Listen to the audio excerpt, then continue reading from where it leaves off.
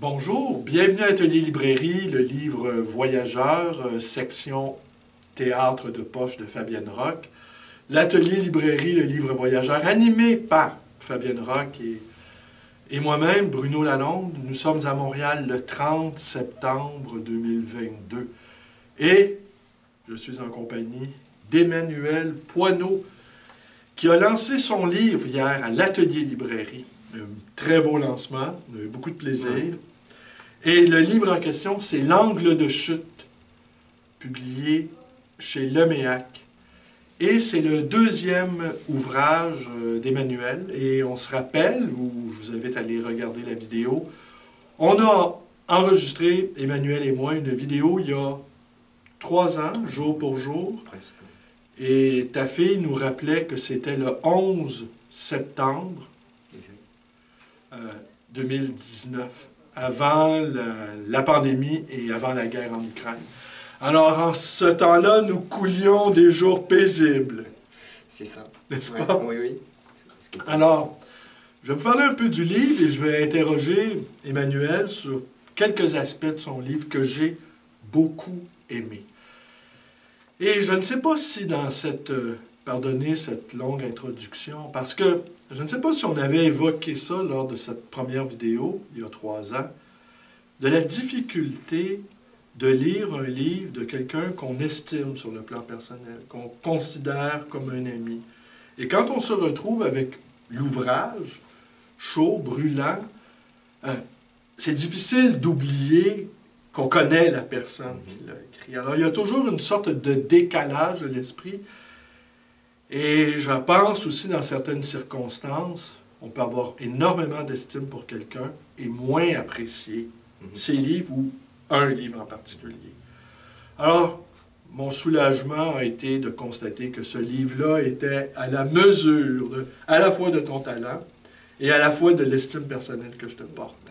Et j'en ai éprouvé un très vif soulagement. Mais je pense que c'est une question qui n'est pas suffisamment traitée du rapport de l'écrivain et de son entourage immédiat ou périphérique. Bien sûr, c'est un cadeau, une sorte de cadeau empoisonné. C'est ça. Mais c'est à vous de vous débrouiller. C'est ça. Mais en ce cas-ci, fort heureusement, ce n'est pas un cadeau empoisonné. Je vais vous résumer l'histoire de manière très succincte. Je vais épargner Emmanuel de le faire. C'est un couple qui semblait uni et qui subrepticement se délite l'air de rien, sans que rien n'y paraît. Un événement surgit et un décor apparaît aussi. Et ce décor, cet arrière-plan, c'est une maison mystérieusement abandonnée, accrochée à une très haute falaise. Je n'en dis pas davantage. C'est correct. Est-ce que tu juges que... Non, tu peux... Est-ce que tu juges que c'est un résumé à peu près... Oui, c'est ça. C'est que, tout compte fait, les lieux vont avoir une importance primordiale dans le déroulement de l'intrigue. En fait, il y a une partie qu'on pourrait dire, on va dire un peu avec pédanterie psychologique, c'est-à-dire l'évolution de la désagrégation du couple, tout compte fait, mais les lieux vont avoir et la nature vont avoir une présence primordiale dans le déroulement de l'intrigue, en effet. Les lieux et la nature. Oui, je pense que c'est deux paramètres très importants qui existaient déjà dans le tout premier. La nature était omniprésente dans les voyages éphémères, et là, c'est une autre nature, c'est moins la forêt, c'est en bord de mer, il n'y a pas à le cacher. C'est fondamental. Alors, toi, tu parlais tout à l'heure de, comment dire, de la difficulté à pouvoir traiter ou évaluer ou estimer le travail de quelqu'un qu'on connaît à côté, avec une relation amicale. Il y a un petit peu le même problème avec moi par rapport à l'endroit où je vis, puisque je vis au bord du fleuve, et depuis quelques années, et que, incidemment, bien sûr, c'est certainement pas un bouquin que j'aurais pu écrire quand j'habitais soit Montréal, soit en Estrie, dans les endroits où j'ai habité, il y a quelque chose qui ressort, mais je n'ai pas cherché à le faire sciemment. Ça s'est un peu insinué, un petit peu comme ça se passe à presque, comment dire, à l'insu de Félix, qui est donc un des protagonistes. C'est lui qui raconte, et il y a une petite chose que tu n'as pas dite, mais qu'il n'y a pas... C'est pas un problème de divulgacher, on sait dès le début ce qui va se passer. Et je l'ai fait un petit peu, je ne le cache pas, et je l'ai dit à plusieurs personnes déjà, je l'ai fait un peu en hommage à un film très connu qui s'appelle Boulevard du Crépuscule, de Billy Wilder, où c'est pas la toute première scène, puisqu'on voit les voitures de police arriver, mais là, pratiquement le premier plan est important. La voix off, qu'on entend parler, décrire ce qui se passe, la scène, c'est un cadavre qui flotte sur une piscine, et sur l'eau d'une piscine, et qui dit, ben voilà, je vais vous expliquer comment j'en suis arrivé là. Ce qui est un peu, je veux dire, les ficelles de ce roman-là.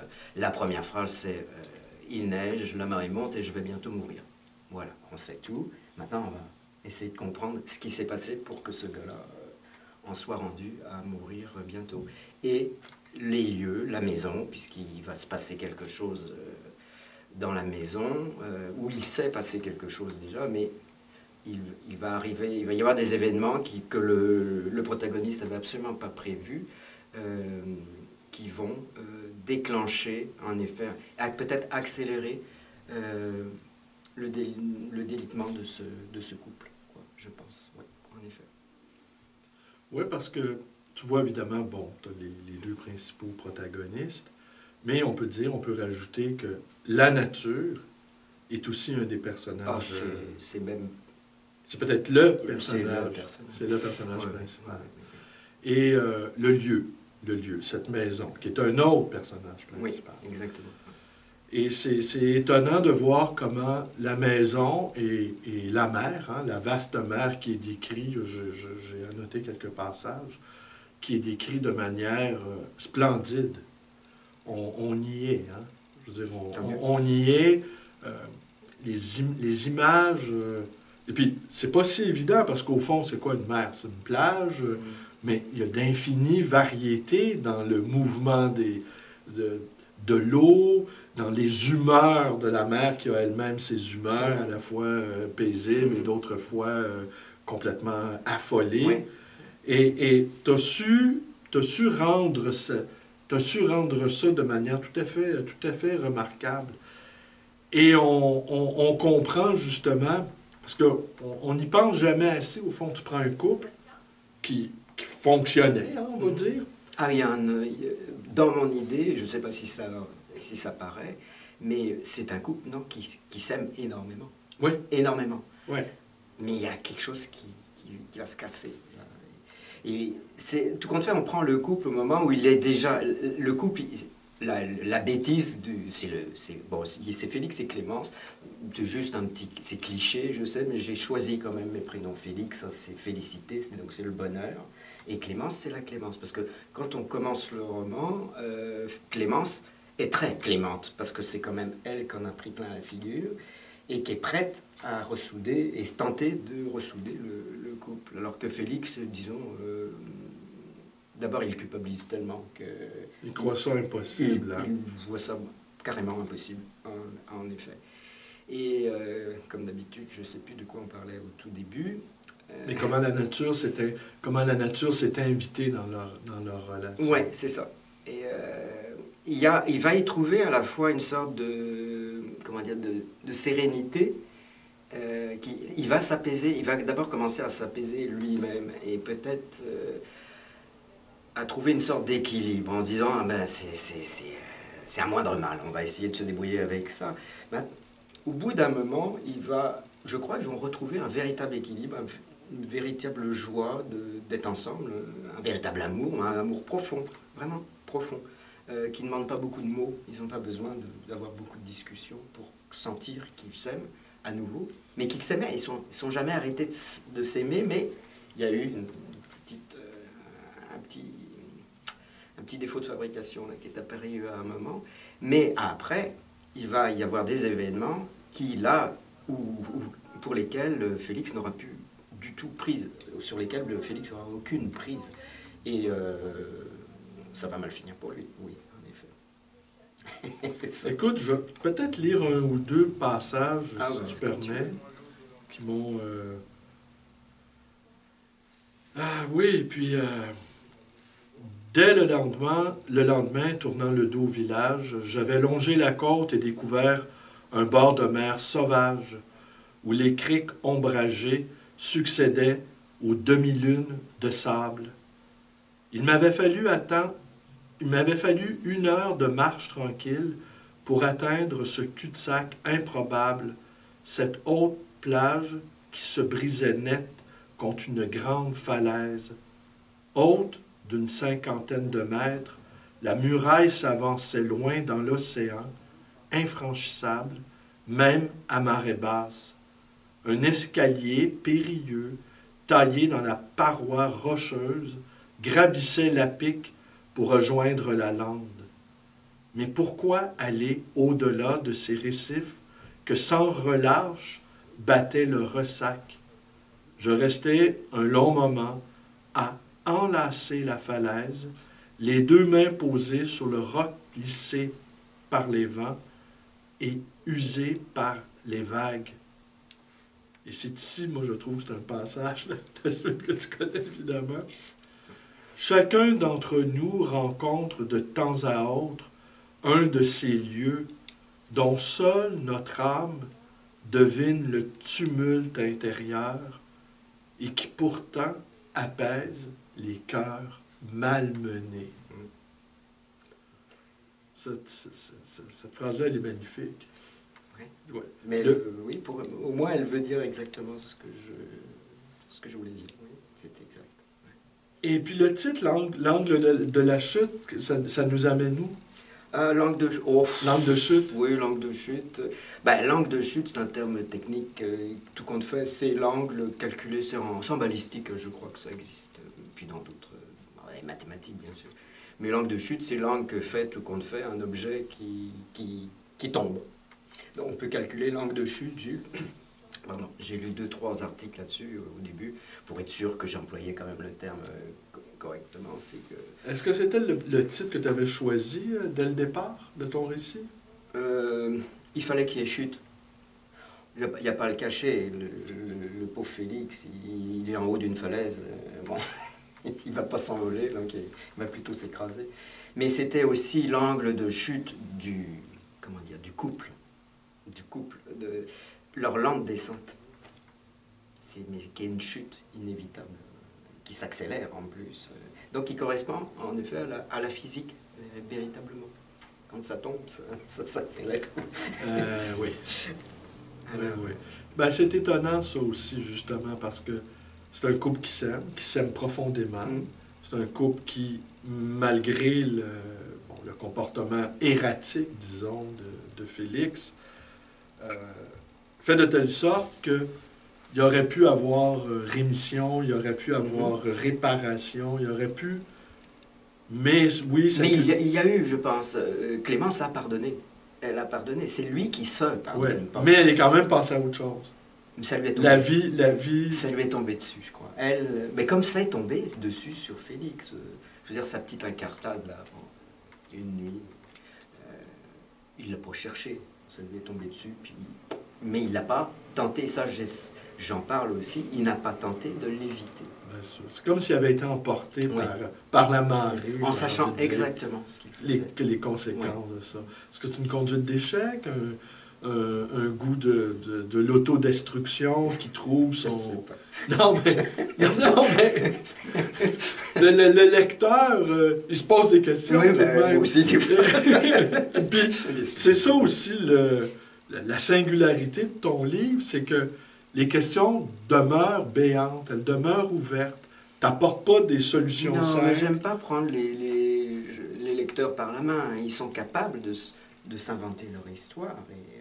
Non, ça, je comprends qu'il y a des gens qui le fassent avec des descriptions très précises et il prit la bouteille qui était sur la table. Ça va, là, on dit qu'il prend une bouteille, on sait ce qu'on fait avec une bouteille. On n'a pas besoin d'aller Ouais, Kafka dit on ouvre la fenêtre. C'est ça. Moi, je suis juste là pour indiquer un peu le chemin. Après, les gens se débrouillent et puis en font ce qu'ils veulent. Euh, bah, parce que tout compte fait, il n'y a pas véritablement d'explication. On ne saura jamais exactement ce qui s'est passé. On sait ce qui se passe pour Félix. Mais pourquoi c'est arrivé, il n'y a pas d'explication. Oui, c'est l'ambiguïté qui est au cœur des relations humaines. Ben, L'ambivalence, les actes manqués, oui. les, les, les non-dits, les mots de trop. Oui, oui, penser qu'il y a toujours une explication à tout. Oui, il y a des explications. A des... posteriori, il y a des explications. Il y a des fois, il n'y en a pas. Pourquoi tu as fait ça? Attends, tu n'as pas fait ça. Je sais pas. On retrouve ça un peu dans un autre registre, dans certains romans de Simenon, tu vois, oui, où tout à coup, le protagoniste a une vie, somme toute, assez régulière, presque banale, et tout à coup, en une fraction de seconde, il pose un geste qui le dépasse et qui l'entraîne dans des conséquences cataclysmiques. Oui, puis il y a le cas aussi, justement, d'un roman qu'on admire, qui est La neige était sale, où dès le départ, le type a décidé de s'enfoncer. On ne sait pas pourquoi, mais il s'enfonce, c'est profond. Oui, La neige était sale, c'est un des romans de Simenon, période américaine, hein, me semble-t-il. Je crois, oui. Parce qu'il y a eu toute cette période où Simenon, quand il a vécu aux États-Unis, a écrit... Oui, vraiment que des romans, mais d'une noirceur. Ça n'a pas de sens. On sort lui. Oui, mais on ne retrouve pas ça dans ton livre. On ne retrouve pas cette noirceur. Non, au contraire, je pense qu'il y a une espérance, sauf qu'il y a un échec. C'est un échec. Mais il y a une espérance qui est là, de tous les bords, je pense.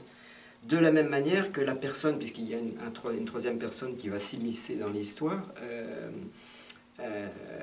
ne cherche pas à passe-moi l'expression, mais à foutre la merde. Et il est là, simplement. Puis ces trois personnes-là sont là, et il se passe ça. Ah oui, et lui aussi, il porte sa part d'ombre, son lot d'ambiguïté. Ouais, elle est lourde. Je l'ai un petit peu travaillé, là, quand même. Non, mais, et puis, elle est lourde, cette ombre-là, et lui aussi, toute sa psyché nous demeure quand même assez mystérieuse. Oui. Hein, il apparaît, moi j'ai pensé un peu au survenant qui apparaît, l'étranger qui revient, la part d'inconnu qui est également associée à la violence de la mère. Moi, j'ai pas pu m'empêcher de penser qu'au fond, la mère l'avait, dans une violente tempête, l'avait projeté dans la vie de ce couple. Oui, parce qu'il faut... Je ne sais pas si c'est important, mais ça s'est fait de cette manière-là, c'est que tout compte fait, tous les protagonistes, à part Pierrot, qui est un bistrotier, qui est le patron du café, qui est pour moi, qui était un peu le repère sur lequel tous les personnages, à un moment, vont venir un peu respirer, sont quand même ce qu'on appelle des intellectuels. Elle est traductrice, lui, il est écrivain, il ne peut rien. Et puis, la troisième personne était architecte.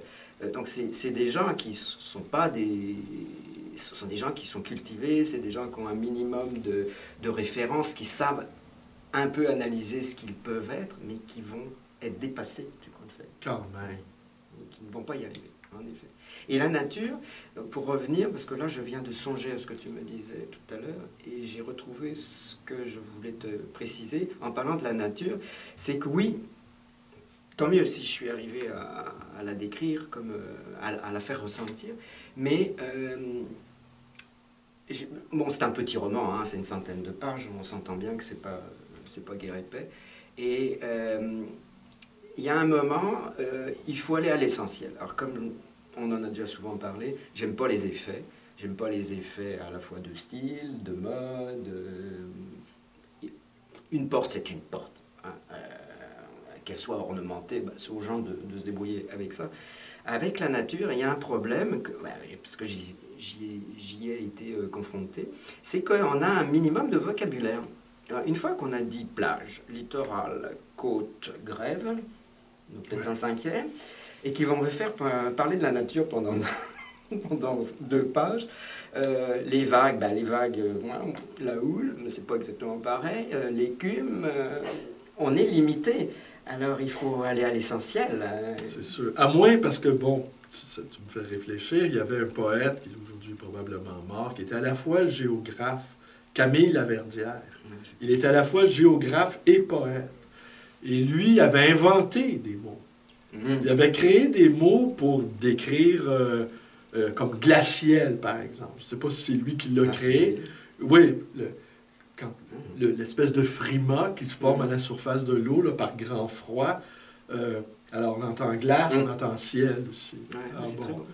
Et je pense qu'il en avait créé plusieurs comme ça, qui, sans dire qu'ils sont rentrés dans le langage courant, mais il y avait, en tant que géographe, et qui a photographié, d'ailleurs, il y a une banque de photographies de la toundra, de l'Ungava. Il a photographié quasiment tout le Québec, l'arrière-pays qu'on n'imagine pas. Et toi-même, tu vis presque à la bordure de cet arrière. Tu es comme un des derniers avant-postes. Non, parce que le Québec, c'est immense. Hein? C'est fabuleusement immense, mais fabuleusement vide aussi. Les habitants, à partir de pratiquement d'où tu habites, encore peut-être quelques centaines de kilomètres, mais quelques centaines de kilomètres, c'est rien là, pour un Européen. Mais je tiens à préciser aussi, parce que là, toi, tu parles du Québec, que le livre n'est pas situé. Non. Il est nulle part. Et puis ça, je pense, c'est une constante dans tout ce que j'écris. Je donne une atmosphère, mais ça peut être autant... Bon, ça s'entend à mon accent, mais ça peut être autant en France que dans un pays plus nordique. C'est quand même une mer qui n'a pas l'air très chaude, mais ça n'a aucune importance. En fait, c'est la mer. C'est ça qui est important. Et chacun doit se créer sa mer, avec sa falaise, sa maison. Mais même si tu as voulu, écoute, tu te permets, même si tu as voulu, d'une certaine manière, ne pas ancrer le paysage, je peux te dire qu'on ressent quand même le Québec. Mais oui, c'est ce que je disais tout à l'heure aussi, c'était la première fois que je vis aussi longtemps au bord de la mer. Donc, c'est évident, maintenant... Oui, je le sais. Mais peut-être que là, tu es traversé et tu t'en aperçois pas. Ben non, je pense puis pas. Tu veux déplacer, tu veux créer un ailleurs, mais ce ailleurs-là, il tenaille. Exactement. Dans le roman précédent, il y avait plusieurs fois des personnes m'ont demandé, mais dans la deuxième partie du roman, où il y a, tout compte fait, un grand fleuve et puis des montagnes. Il me dit, qu'est-ce qui t'a inspiré? Ici, au Québec, où beaucoup de gens m'ont parlé du Charlevoix, justement, où on a les montagnes au bord du fleuve. Mais moi, le fleuve, là, je ne voyais plus là. Mais c'est sûr que j'y ai certainement pensé, je ne m'en suis pas rendu compte. Mais je ne veux pas parler du fleuve. Je ne me sens pas capable de parler du fleuve comme beaucoup d'écrivains et de poètes québécois peuvent le faire ici. Ou je ne sais pas, je pense Hélène Dorion, là, dont j'avais lu le dernier roman. Ben, tout compte fait, un de ses premiers romans, parce qu'elle n'a pas écrit énormément, elle et les poètes, qui a une manière de parler du fleuve, un peu comme aussi Sylvie Drapeau. Et c'est pas ça dont je veux parler. Je veux pas parler du Saint-Laurent spécialement. C'est un fleuve, mais là, c'est une mer. Là, c'est... Mais tu sais, Michel Serres, il disait, pour habiter un fleuve, ça prend 1000 ans. Mais oui, c'est ça. Moi, je suis là. Tu comprends? 1000 ans, moi, mais peut-être les tentatives de nos auteurs et autrices québécois, peut-être, sans dire c'est voué à une certaine forme d'échec, mais peut-être c'est une tentative qui, peut-être dans 5 ou 6 siècles, là, on pourra vraiment... Mais moi, je l'ai quand même senti. Oui, mais c'est parce que aussi, c'est peut-être parce que c'est celui que tu connais le mieux. Ah, ben c'est le seul que je... en fait, c'est le seul que je méconnais. Oui, moi aussi, bien sûr. Oui, bien sûr. Parce que je ne le connais pas, je suis toujours effaré de son gigantisme, de ses humeurs, de sa couleur, de sa faune. Hein. Il y a une faune. Mais c'est ça, je ne l'ai pas ancré, je n'ai pas parlé de phoques. Non. Il y a des oiseaux, c'est des oiseaux marins. Et puis voilà, il y a deux petites phrases là, je crois, avec les mouettes ou les goélands. Oui, attends. Ça s'arrête là, mais... Il y a quelque chose, si tu permets. Ah ben, je t'en prie. Mais je ne le cherche pas. Je cherche... C'est plutôt, j'essaie de trouver à créer un... Tu vois, tu permets, je vais juste lire un petit passage qui m'a frappé. Le temps et les vagues en avaient érodé les arêtes, et dans le petit jour, les rochers ronds et usés, un peu pâteaux, avaient des allures de gros loups marins pétrifiés. Ouais. Oui. Bon, bah, c'est sûr que les gens qui connaissent le BIC vont faire une analogie, bien sûr. Pour moi, j'y étais, Ben là. voilà, J'y étais, là, tout d'un coup. Mais c'est Je peux pas te contredire, non, non. mais bon, tu vois, c'est à noter, Oui, hein. je sais. Mais à côté de ça, bon, c'est 2 lignes. Ah, mais les voilà, c'est comme tout ton récit. C'est une ligne là, c'est une allusion là, c'est une petite touche ici. Oui, je sais. Oh, un petit mot là.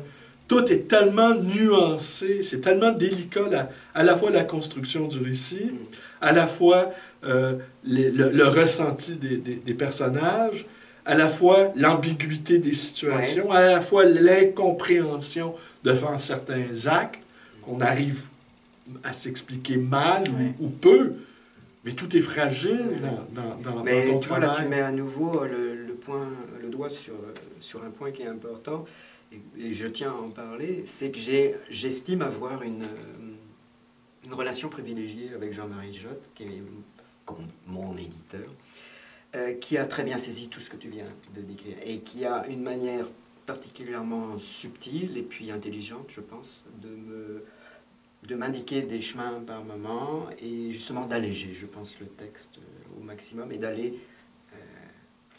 au maximum. Au maximum. On en a souvent parlé, les écrivains que j'aime sont des écrivains, entre guillemets, que j'appelle minimalistes, c'est-à-dire qui utilisent un vocabulaire très simple. Bon, on parle de Simenon, mais c'est pas celui qui m'influence au niveau stylistique, mais ici Jacques Poulain ou Hubert Mingarelli, qui sont des gens qui ouvrent des univers absolument extraordinaires avec des mots d'une simplicité. Pas essayer de faire du baroque, là, d'en mettre dans tous les sens. Je respecte ça, mais c'est pas ma manière d'écrire. J'arriverai pas à écrire. C'est pas ta manière d'être. Oui, aussi. Parce que je crois pas qu'on écrive autrement qu'avec ce qu'on est. Oui, c'est ça. Mais il y a tout un travail après. D'honnêteté envers soi ou... Non, mais d'aller encore plus loin que... bien sûr, le premier jeu, c'est ridicule. Le premier jeu, ça n'a aucune importance. C'est juste, on a plaqué l'idée, là, c'est tout. Mais après, pour que... Et ce qui se passe avec Jean-Marie, c'est que Jean-Marie, même quand c'est un peu malhabile, et c'est souvent malhabile de ma part, sait comment on va équilibrer tout ça, pour que justement... je puisse aller chercher l'idée exacte que j'avais au début, puis pour lesquelles je manque de moyens. Mais ça, c'est normal. Il faut toujours le recul d'un œil extérieur. Assurément, il y a un vrai travail d'édition. Mais là, j'appelle ça une collaboration. Et j'aime beaucoup chez Le Méac la part des éditeurs. J'en connais pas d'autres chez Le Méac, mais, puisque c'est avec Jean-Marie aussi que j'ai travaillé sur les voyages éphémères. J'aime bien, c'est sous la direction, je crois qu'ils mettent au début du ouvrage édité. Oui, sous la direction de Jean-Marie Jotte. J'aime bien, parce que direction, c'est exactement ça. Il m'indique des endroits. Mais c'est pas ça le véritable travail d'un éditeur? Oui, mais je ne sais pas. D'accompagner. En tout cas, moi j'en ai trouvé un avec qui ça se passe formidablement bien.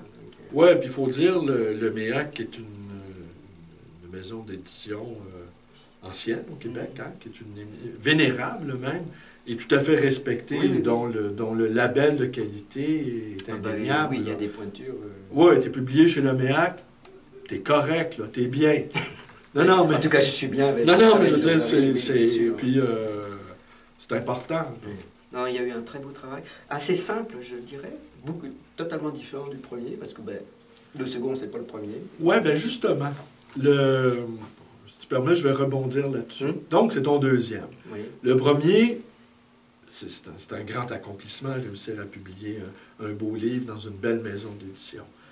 Le deuxième, ce qui m'a semblé, en tout cas, c'est que Félix, le personnage principal, lui, est devenu écrivain. C'est comme si tout à coup... non, mais c'est comme si tout à coup... Ouais. Tu te glissais dans la persona de l'écrivain. Moi, je promets, ce sera la dernière fois. Pourquoi? Non, je pense en effet... Ça Ça s'est fait comme ça. OK. Mais parce qu'il y a quelques réflexions sur Sur l'écriture. l'écriture, ouais. Mais bon, une fois qu'elles sont faites, ceux-là, je crois que j'ai pas, on ne retrouvera pas ça dans les prochains. D'accord, Les d'accord. prochains. Non, ce sera terminé. Mais ça, c'est involontaire, ce choix-là, de tout à coup? Oui, oui, là, d'avoir Dans fait ce- ça, oui, oui, non. Parce que, comme je l'ai expliqué d'autres fois, puis on en a parlé, moi, j'ai pas de plan, je ne travaille pas, j'ai pas de plan, c'est au fur et à mesure. Et c'est assez étonnant, ce que je décris, disons la petite analyse de la manière d'écrire qui est dans l'angle de chute, ben, c'est pas comme ça que je travaillais avant. Mais maintenant, je me suis mis à travailler un petit peu. Ah, c'est Comme ça. ça. Ah, c'est ça. Donc, c'est le contraire. C'est ma fiction qui m'a un petit peu influencé maintenant. Je comprends. Il y a une manière de travailler. J'ai jamais pris de notes. Jamais. Ben, Ouais, puis dans depuis celui... un an et demi. Et dans je prends des celui-ci, Félix, il en prend des notes. notes. Ouais, puis c'est Et il important. en use des carnets. Hein? C'est ça. Et il en use des semelles aussi à se promener Oui. sur la plage. Oui. Mais il y a beaucoup de... C'est assez étonnant, mais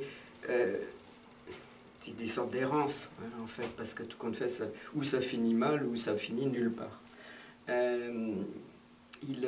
Je vois une similitude avec les gens, en effet, que j'aime et dont j'ai parlé. Dans tous les romans d'Hubert Mingarelli, le protagoniste marche. Il est tout le temps en train de marcher, le long d'une rivière, dans des montagnes, il marche. Jacques Poulain, souvent, là, son Jack, je ne sais plus comment il s'appelle, un de ses écrivains. Là, Ouais, ben, d'un personnage d'Hemingway, là, ça m'échappe. Là. Oui, c'est ça. C'est un personnage d'Hemingway. C'est ça. Et, dont il serait... dont Poulain est un admirateur. Ouais, dont il se réclamait voilà, c'est ça. certaine Et bien, il façon. marche sans arrêt, là, le long des plages de l'île d'Orléans. Il est tout le temps en train de marcher. Quand il fait la tournée d'automne, quand il s'arrête le soir, il va marcher. Et c'est marrant. Et mes romans aussi, les protagonistes marchent. Mais je marche. Tu marches beaucoup. Mais tu dis que ta création, finalement, donc ton premier livre, est revenu te recréer. Non, celui-ci. C'est celui-ci. Au fur et à mesure que je décrivais la manière dont l'écrivain, sa méthode, sa technique, etc., je me suis aperçu que j'ai fini le roman en utilisant cette manière d'être, qui n'était absolument pas ma manière d'être. C'était plus comme lui au début. Moi, j'écris. M'assois, j'écris. Oui, mais après 2 livres, là, Emmanuel, c'est difficile de ne pas se sentir écrivain, non? Non, je ne suis pas écrivain. T'es pas écrivain. Non, je dirais plus auteur. Parce que C'est quoi la différence? Ben, c'est moi qui l'ai fait. OK? Ben, avec l'aide de Jean-Marie, mais c'est moi qui l'ai fait. Un écrivain, lui... Mais c'est pas ma raison d'être. C'est pas ta raison d'être. C'est pas ma raison d'être, puis c'est pas vital. C'est pas vital. Parce que je peux écrire, de toute façon, j'écris énormément, et je jette encore plus. Ce qui arrive là, c'est beaucoup moins que ce que j'écris. Et puis, il y a des choses qui... Jamais je songerais à les publier. Mon repos, un petit peu dans mon rythme de vie d'écrivain, je passe pas ma journée à écrire. Par contre, les romans, je les écris, excuse-moi l'anglicisme, mais d'une shot, d'un trait. Je m'assois, je commence, et puis il faut que ça soit fini. D'accord. Ça dure un mois et demi. Celui-là, c'était 2 mois. 2 mois. Je l'ai jeté, je l'ai réécrit. Ça a pris un mois. Il était passé pareil de 200 pages à 150. Et puis je crois que Jean-Marie l'a sauvé. In extremis. Il n'est pas juste éditeur, il est sauveteur aussi. Lifeguard. Non, ben parce que j'ai pas à le cacher. J'étais pas certain de vouloir publier un second. Ça faisait pas partie de mes projets véritablement. J'écris depuis tout le temps, mais j'ai jamais cherché à me faire éditer. Sauf le premier, je t'avais raconté, c'était un peu une gageure. C'était un défi que je me suis lancé, puis bah, ça fonctionnait. Ouais, mais là, vu tout ce qui t'arrive, on peut imaginer très bien qu'il va en avoir un 3e. Ben, j'espère, oui. Maintenant, j'espère. Maintenant, ah, oui. Tu vois, c'est ça. Maintenant, j'espère. Mais écoute, si je commence à avoir des gens qui me suivent un petit peu, qu'attendent de moi un nouveau titre, pourquoi je les priverais de ça? Mais ça ne veut pas dire que ça va être dans un rythme. Si ça me prend 3 ans, ça me prendra 3 ans. Bien que sur ce livre-là, entre les voyages éphémères, il y en a 2 que j'ai jetés. Aucune trace. Là. Ah non, Éliminé, non. on peut même pas je passe même avec... fouiller dans les poubelles numériques. Je passe même dans Avast. Avast, ça broie le fichier. D'accord, on peut d'accord. même pas le retrouver. Ok, d'accord, c'est même pas... aucune trace. Non, c'est moi que ça regarde. D'accord. s'il y a des exégètes un jour se penchent sur ton Ah bah là, travail, les pauvres. les archives, Non, il y en a faudra beaucoup. repasser. Il faudra peut-être aller chercher plus du côté des nouvelles. Où là, j'ai plus tendance à regarder des fois des nouvelles que j'ai écrites il y a plus longtemps, puis que je me remets à travailler en disant d'abord, en les relisant, en trouvant ça abominablement mauvais, mais au moins maintenant, je sais comment les retravailler. Oui, il y a peut-être des amorces aussi dans certaines Ouais. de tes nouvelles. Tu dis, ah là, il y a ici une belle idée, Exactement. ou une belle phrase qui fait que le récit va se Ouais, remettre en mouvement. je pourrais en faire quelque chose à un moment ou à un autre. Ou, Des beaux restes. Oui, c'est ça. Bon, là, j'avoue, j'en ai quelques centaines, mais... Quelques centaines de nouvelles. Oui, mais il y en a quelques centaines qui sont pas bonnes. Alors, mais je les garde parce que je sais que maintenant... J'aime beaucoup la nouvelle parce que ça me permet de travailler... Travailler est un grand mot. On va dire pondre plus facilement, parce que c'est pas du tout le même travail. La nouvelle, je la travaille sur une semaine, 10 jours, c'est fini. Il y a la chute, c'est écrit. Après, c'est simplement avec le temps de s'apercevoir si ça tient la route, si moi j'en suis satisfaite, parce que c'est le seul critère en fait. Si je peux en faire quelque chose, puisque tu l'as fait toi aussi, on publie de temps en temps dans des revues spécialisées. Mais c'est pas du tout le même travail, c'est pas un travail d'ampleur.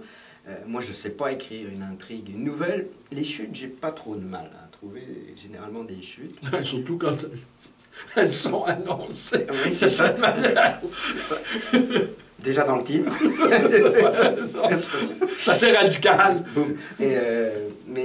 Non, mais j'aime bien. Et c'est assez étonnant, parce que j'ai pris l'habitude, depuis quelques années maintenant, j'écris les romans en hiver. D'accord. Je ne sais pas pourquoi, mais je suis incapable de m'asseoir pendant 2 mois l'été pour... Mais attends, l'été, j'ai autre chose à faire. Oui, et puis l'été au Québec, c'est 2 semaines. Voilà. On exagère. Ouais, toujours. On exagère toujours. Non, non, c'est pas ça. Mais c'est d'une brièveté et d'une intensité que c'est impossible de... Faut le prendre, l'été à bras-le-corps. Ouais. Tandis que c'est vrai que l'hiver... C'est lui qui te prend à bras-le-corps puis qui te c'est tient. plus que l'hiver, quand on parle le froid, la neige, ça c'est une chose. Mais c'est la lumière. Et il y a très peu de lumière en hiver, mais auprès du fleuve, où je suis, il y a une lumière, même quand elle n'est pas longue, qui est extraordinaire. Que je n'ai vue nulle part dans tous les endroits où j'ai déjà... La lumière hivernale.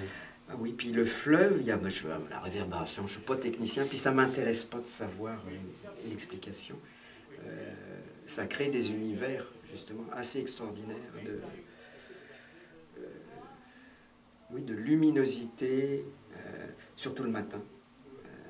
Puis j'aime bien travailler, m'asseoir dans la nuit. Moi, je commence à 4 heures le matin. Et justement, je vois tu permets que je te lise un petit passage, parce qu'on aurait pu rajouter aussi dans les personnages principaux la lumière. Oui, ah bon, donc tu as senti ça. Oui. Et puis, il y a un passage ici, j'espère le lire correctement. Il faut se pratiquer, mais bon, on y va franco. Je traversais une cuisine où le faisceau lumineux, nous y sommes, glissant sur les murs nus, ne fit danser que la poussière. Au-delà, face à l'océan caché, s'ouvrait une seule pièce dont je ne pus appréhender les dimensions. La pénombre en avalait la perspective. Ah, ça, c'est réussi comme passage. Je sais bien que tu me diras que tu n'es pas bon juge. Non, c'est ça. Mais c'est ça que je veux dire. Donc, si tu as compris, c'est ça. Ah, oui, oui. Puis, je vais en lire un deuxième, si tu permets.